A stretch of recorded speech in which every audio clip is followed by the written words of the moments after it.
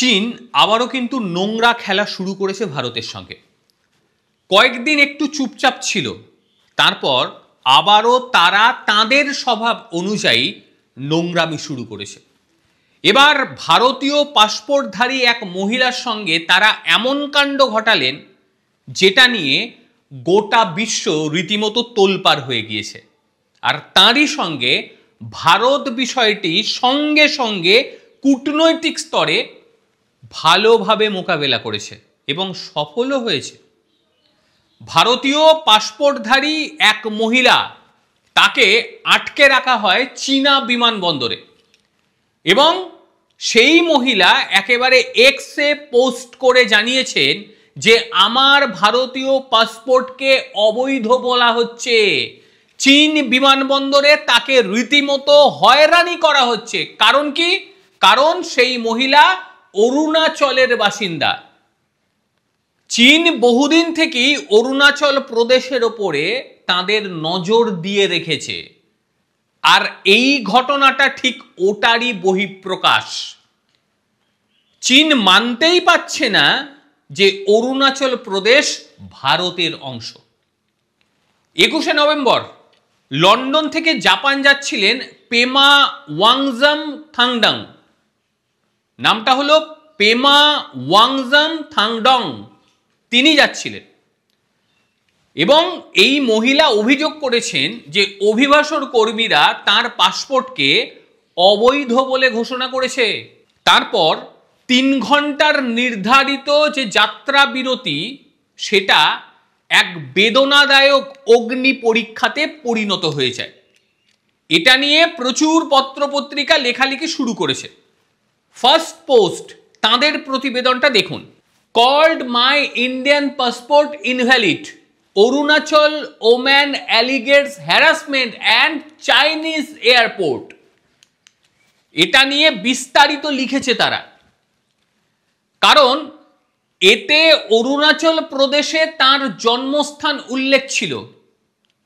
সেই কারণেই যুক্তরাজ্যে বসবাসকারী অরুণাচল প্রদেশের এক মহিলা অভিযোগ করেন যে চীনের সাংহাই বিমানবন্দর, সেখানকার অভিবাসন কর্মকর্তারা ট্রানজিট স্থগিতের সময় তার ভারতীয় পাসপোর্ট স্বীকৃতি দিতে অস্বীকার জানায় এবং তাকে 18 ঘন্টা আটকে রাখা হয়। কতটা অমানবিক একবার ভেবে দেখুন।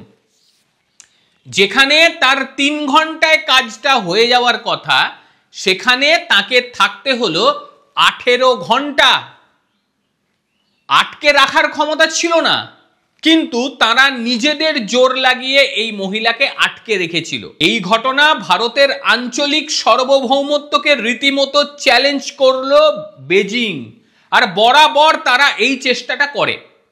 21শে নভেম্বর লন্ডন থেকে জাপানে ভ্রমণরত পেমা ওয়াংজাম থাংডাং দাবি করেছেন যে অভিবাসন কর্মীরা তার পাসপোর্টকে অবৈধ ঘোষণা করার পর 3 ঘন্টার নির্ধারিত যাত্রাপথ একটি বেদনাদায়ক অগ্নি পরীক্ষায় পরিণত হয় এবং অরুণাচল প্রদেশে তার জন্মস্থান হিসেবে উল্লেখ থাকার কারণে সরকারি সূত্র জানায় যে এই ঘটনার পর ভারত চীন পক্ষের দূতাবাসে জানিয়ে দেয় যে অরুণাচল প্রদেশ নিঃসন্দেহে ভারতের ভূখণ্ড এবং সেখানকার বাসিন্দারা ভারতীয় পাসপোর্ট ধারণ করে বিশ্বের যে কোনো দেশে ভ্রমণ করতে পারবে। এটা ভারতীয় হিসেবে তার অধিকার।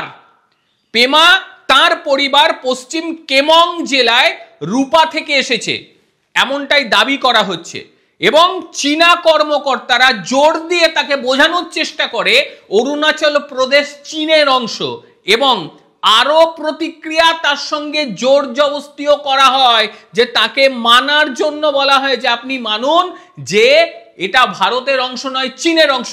কিন্তু ওই মহিলা নিজের জায়গা থেকে এক চুল পিছু হটেনি। তিনি বলেছেন আমি ভারতীয় পাসপোর্টকে আমি গ্রহণ করেছি এবং আমি ভারতীয়, এই জায়গায় আমি সরব না।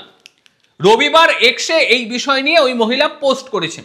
2025 সালে 21শে নভেম্বর চীনা ইমিগ্রেশন এবং চাইনিজ ইন্টার এয়ারলাইন্স তাকে 18 ঘন্টার বেশি সময় ধরে সাংহাই বিমানবন্দরে আটকে রেখেছিল এবং ভারতীয় পাসপোর্টকে বলা হয়েছিল যে এটি অবৈধ পাসপোর্ট, যেহেতু তার জন্মস্থান অরুণাচল প্রদেশ, এবং এটাকে আবার বলে যে এটা নাকি চীনের ভূখণ্ড।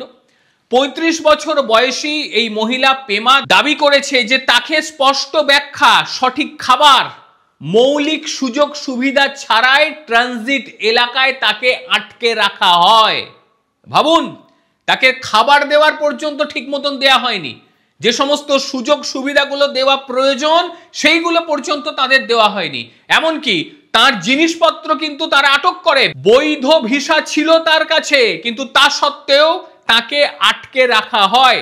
জাপানের সংযোগকারী ফ্লাইটে তাকে উঠতে দেওয়া হয়নি। তিনি বলেন যা একটি নিয়মিত ট্রানজিট হওয়া উচিত ছিল তা বিমানবন্দর কর্তৃপক্ষের সঙ্গে একটি বিরক্তিকর অবস্থায় পরিণত হয়। সূত্র মারফত যে খবর আসছে, এই ঘটনা ঘটার পরই বেজিং এবং দিল্লিতে চীনা পক্ষের সঙ্গে একেবারে কঠোর ডিমার্চ করে ভারত। ডিমার্চ বলতে একটি আনুষ্ঠানিক কূটনৈতিক প্রতিবাদ যাকে বলছে আর কি। এবং সাংহাই ভারতীয় কনসুলেট স্থায়ীভাবে বিষয়টি দেখে, সঙ্গে সঙ্গে তারা যায় এবং যাওয়ার পরে আটকে থাকা ওই যাত্রীকে সেখান থেকে উদ্ধার করে তার নির্দিষ্ট গন্তব্যে পাঠিয়ে দেয়। এবং এই বিষয় নিয়ে জোর দিয়ে ভারতের তরফ থেকে বলা হয়েছে যে এই মহিলাকে আটকে রাখাটা হয়েছিল একেবারে হাস্যকর, এটা মেনে নেওয়া যায় না। অরুণাচল প্রদেশ নিঃসন্দেহে ভারতের ভূখণ্ড, এর বাসিন্দারা ভারতীয় পাসপোর্ট গ্রহণ করতে পারে এবং সম্পূর্ণ অধিকার রয়েছে তাদের, এটা স্পষ্টভাবে জানিয়ে দিয়েছে। এবং আন্তর্জাতিক আইনে বড় ধরনের ফাঁদে পড়তে চলেছে চীন এই বিষয় নিয়ে। সাংহাই বিমানবন্দর কর্তৃপক্ষকে দিতে হবে মোটা টাকা জরিমানা, কারণ এইভাবে কোনো নাগরিককে হ্যারাস করা যায় না। তবে এটা নিয়ে ভারতবর্ষ চুপ করে বসে থাকবে না। ভারতের তরফ থেকে পাল্টা বিভিন্ন প্রতিক্রিয়া শুরু হয়ে গিয়েছে এবং আশ্চর্য হয়ে যাবেন শুনলে, যখন থেকে ভারত তাদের প্রতিক্রিয়া শুরু করে তখন আবার চীনের তরফ থেকে বিষয়টি নিয়ে দুঃখ প্রকাশ করা হয়, বলে অসতর্কতাবশত এই ঘটনা ঘটেছে। কিভাবে হতে পারে? পাসপোর্ট রয়েছে সেই মহিলার কাছে, ভিসা রয়েছে সেই মহিলার কাছে, তারপরও তারা কেন এই ধরনের ঘটনা ঘটালো? এটা তো প্রশ্ন। বিষয়টি হচ্ছে এই অরুণাচল প্রদেশকে তারা পাখির নজর রেখে দিয়েছে। হেন তেন প্রকারে তারা চাইছে অরুণাচল প্রদেশের বাসিন্দাদের এটা বোঝাতে যে তোমরা ভারতের সঙ্গে আছো, ভারতের পাসপোর্ট নিয়ে আছো, এটা বৈধ নয়, এটা তারা বোঝাবার চেষ্টা করছে। কিন্তু আন্তর্জাতিক আইন বলে তো কিছু রয়েছে, এটা তো আর এত তাড়াতাড়ি সরানো যাবে না। এবং এই মহিলা চীন থেকে বেরিয়ে বর্তমান সময়ে থাইল্যান্ডের ব্যাংককে রয়েছেন এবং তিনি সেখানে তার কাজ করেছে। ইতিমধ্যেই এই প্রেমা প্রধানমন্ত্রী নরেন্দ্র মোদী, কেন্দ্রীয় মন্ত্রী কিরণ রিজিজু এবং অরুণাচল প্রদেশের মুখ্যমন্ত্রী পেমা খান্ডুকে তিনি চিঠি লিখে বিষয়টি জানিয়েছেন।